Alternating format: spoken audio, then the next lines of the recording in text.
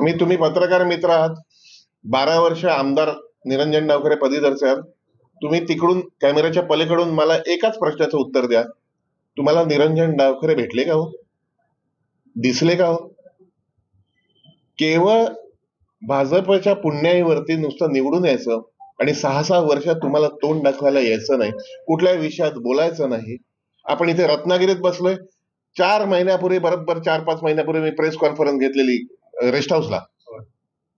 त्यावेळेला मत्स्य महाविद्यालयाचा मुद्दा होता की राज्याचं मत्स्य धोरण होत होतं आणि मत्स्य विद्यालयाला कुठल्याही प्रकारचं प्रतिनिधित्व नव्हतं. मी स्वतः प्रेस कॉन्फरन्स घेतली, तुम्ही सगळे होतात तेव्हा. 3 दिवसात सरकारचं धन्यवाद, अभिनंदन की मत्स्य विद्यालयाला तिथे प्रतिनिधित्व मिळालं. दुसरी गोष्ट, हे मत्स्य विद्यालय बोलायला गेलो तर 1 तास मी बोलत बसेन. जी काही धोरणं होतात त्याला ती धोरणं सरकार समोर विधिमंडळात मांडण्याकरता त्याचा अभ्यास असावा लागतो. आता हे अख्खं मत्स्य महाविद्यालय नागपूरला नेण्याचं एक गणित मांडलं जाते.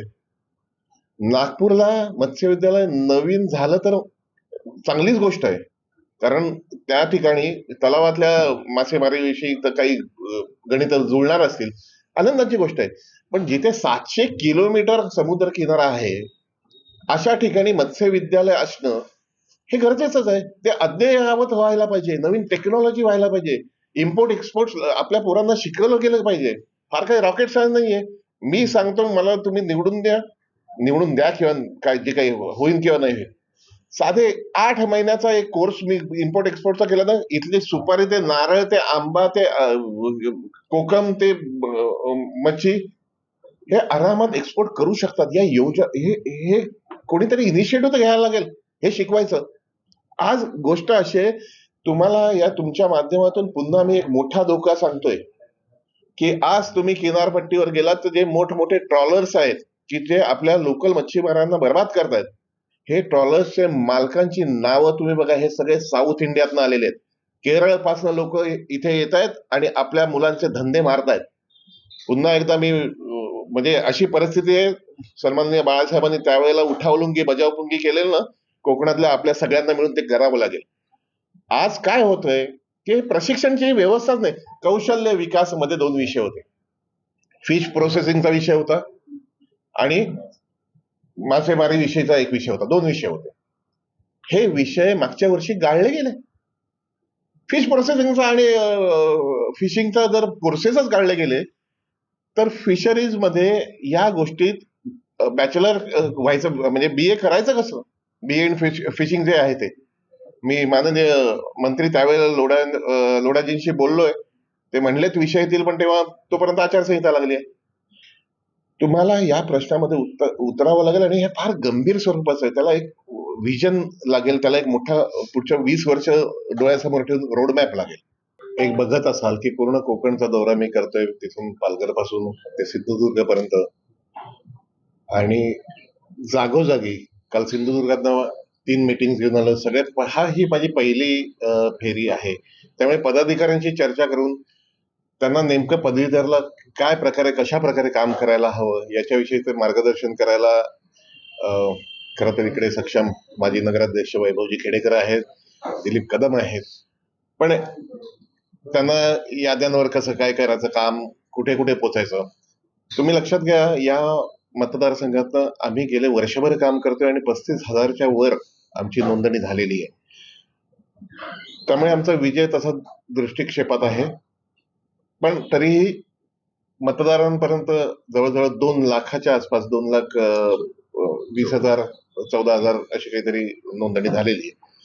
आणि यावेळेस जर तुम्ही बघाल तर पहिल्यांदाच एवढ्या मोठ्या प्रमाणावर नोंदणी झालेली आहे. सिंधुदुर्गात मागच्या वेळेला 5,500-6 हजार होती, ती आता 19,000, 18-19,000 झाली आहे. रत्नागिरीत जवळजवळ 24,000 नोंदणी झालेली आहे. रायगडमध्ये 18-1,000 झालेली आहे. वेळोवेळी एक टक्का जो वाढतो आहे, मला असं वाटतं तो टक्का, वाढलेला टक्का हा महाराष्ट्र नवनिर्माण सेनेचा आहे. त्यामुळे आम्ही विजयाची गुढी उभारू नक्की. निरंजन डावखरे भाजपकडून उमेदवार असतील अशी शक्यता म्हटली जाते. भाजपच्या पार्लमेंटरी बोर्ड मीटिंग नंतर निर्णय होऊ शकतो, कसं बघता येईल? निरंजन डावखरे यांच्याविषयी खरं काही त्यांच्या निष्क्रियतेवरती माझी इमारत बांधण्याचा प्रयत्न करत नाही. पण माझं आवाहन आहे की अख्ख्या पूर्ण कोकण पदवीधर मतदारसंघात ज्या मतदारांनी पुन्हा एकदा नावं नोंदवलेली आहेत, गेले 2 टर्म म्हणजे 12 वर्ष निरंजनजी आमदार आहेत, ते प्रतिनिधित्व करतात कोकण पदवीधरचं. मी 2च प्रश्न तुमच्या माध्यमातून विचारू शकतो किंवा मी आवाहन करतो की ज्या मतदारांनी डावखरेंना मतदान केलेलं आहे, या 12 वर्षात ज्यांना ज्यांना ते भेटले त्यांनी जरूर त्यांना मतदान करावं. ज्यांना ज्यांना असं वाटतंय की पदवीधरांकरता खऱ्या अर्थाने त्यांनी काहीतरी काम केलं, त्यांनी जरूर त्यांना मतदान करावं. काय आहे की कोकणच्या मूळ प्रश्नाकडे, मूलभूत प्रश्नाकडे, पदवीधरांच्या मूलभूत प्रश्नाकडे एक त्याला असं एक तो प्रश्न समजून घेऊन त्याची पुढचं एक रोडमॅप करावा लागेल. आणि सुदैवाने मी शिक्षण क्षेत्रात गेले अनेक वर्ष काम करतोय, रोजगार क्षेत्रात अनेक वर्ष काम करतोय. एक माझी बॅकग्राऊंड शैक्षणिक खूप मोठी आहे आणि प्रामाणिकपणे काम करणारा कार्यकर्ता आहे. त्यामुळे पहिली गोष्ट, या निवडणुकीत जाहीरनामा, वचननामा हा न करता लवकरच माझा उमेदवारी अर्ज भरला की पुढच्या 5-7 दिवसात मी रोजगार नामा जाहीर करणार आहे. आणि ते काही असं काही रॉकेट सायन्स नाहीये. कोकणातली मुलं ही इंजिनियर ग्रॅज्युएट झाली की शहराकडे जी धावतात, त्याच्यापेक्षा कैक पटीने संधी इथे निर्माण होऊ शकतात. कैक पटीने इथे काही प्रशिक्षण गेली तर त्यांना अत्यंत मोठ्या भरगच्च पगाराच्या नोकऱ्या मिळू शकतात. अनेक धंदे इथे उभे राहू शकतात. त्यांना पाठबळ, त्यांना मार्गदर्शन देण्याचं कुठलाही प्रयत्न जर होणार नसेल, संधीचीच उपलब्धता नसेल, तर आपल्या मुलांनी काय करायचंय? आणि या गोष्टीचा पूर्ण विचारपूर्वक रोडमॅप आम्ही करतो आहोत. आणि कोकणचं मुलांचं भवितव्य जर बदलायचं असेल पुढच्या काही वर्षात, तर निश्चितपणे तुम्ही राजसाहेबांच्या, महाराष्ट्र नवनिर्माण सेनेच्या आणि माझ्या पाठीशी उभे राहा. भाजपने लोकसभेला आपण भाजपने जर भाजप बरोबर लोकसभेला भाजप बरोबर युती केलेली होती. समजा ह्या निवडणुकीमध्ये भाजपने विनंती केली तुम्ही माघार घ्या ह्या निवडणुकीला, तुम्ही घ्याल का? नाही, हा प्रश्न फार वरिष्ठ पातळीवरचा आहे आणि माघार घेण्याचा प्रश्न येत नाही. कारण सन्माननीय राजसाहेबांनी उमेदवारी जाहीर केल्यानंतर आम्ही प्रचंड प्रमाणात कामाला लागलेलो आहे. कामाला आत्ता लागलो नाही, गेले वर्षभर लागलेलो आहे. आणि परवाच्याच दिवशी माझी राजसाहेबांची एक आढावा बैठक जी झाली, त्यांनी आशीर्वाद दिलेला आहे की जिंकण्याकरता लढायचंय आणि जिंकून ये. भाजपने जर उमेदवार जाहीर केला त्यांचा उमेदवार, तर तुमची भूमिका काय असेल? तुम्ही लढणार का? 100% लढणार, 100% लढणार, काही विषयच येत नाही. आम्ही आमची भूमिका स्पष्ट केलेली आहे. माझी उमेदवारी जाहीर झालेली आहे. पूर्ण दौऱ्यावरती आमचे सगळे लोक निघालेले आहेत. तळागाळापर्यंत आमचे राजदूत असतील, शाखाध्यक्ष असतील, काम करायला सुरुवात झालेली आहे. याद्यांचं वाटप झालेलं आहे.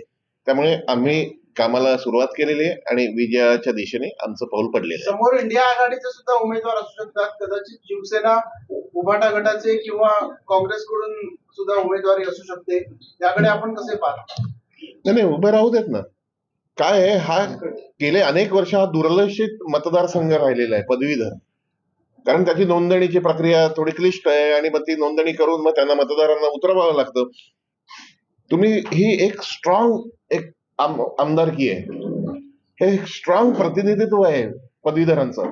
तुम्हाला पदवीधरांकडे या महाराष्ट्रात जर पदवीधर निवडणूक तुम्ही लढून जिंकलात, तर साधारणपणे असं म्हटलं जातं की पदवीधरचा आमदार जो होतो त्यांनी पदवीधर रोजगार याच्याविषयी काम करावं, जे शून्य काम झालेलं आहे. आणि मी विद्यार्थी सेनेचा अध्यक्ष होतो. मी शैक्षणिक क्षेत्राशी अनेक वर्ष जोडलेलो आहे. माझे वडील रमेश पानसे गेले 45 वर्ष बालशिक्षणामध्ये आदिवासी क्षेत्रात काम करतायत. त्यामुळे शिक्षणाचा संस्कार माझ्या घरातनं आहे, माझ्या DNA मध्ये आहे. त्यामुळे मला त्यातलं अत्यंत जबाबदारीने आणि नम्रतेने मी सांगतो, शिक्षण या विषयात माझा गाढा अभ्यास आहे. पदवीधरांचा रोजगार या विषयात माझा गाढा अभ्यास आहे. तुम्ही असं काही रॉकेट बनवायचं नाहीये. अतिशय छोट्या छोट्या गोष्टी जर केल्या तर पुढच्या एक 5-7 वर्षात कोकणातला मुलगा कोकणामध्ये स्वतःचा धंदा किंवा रोजगार करून श्रीमंत होईल याची मला खात्री आहे.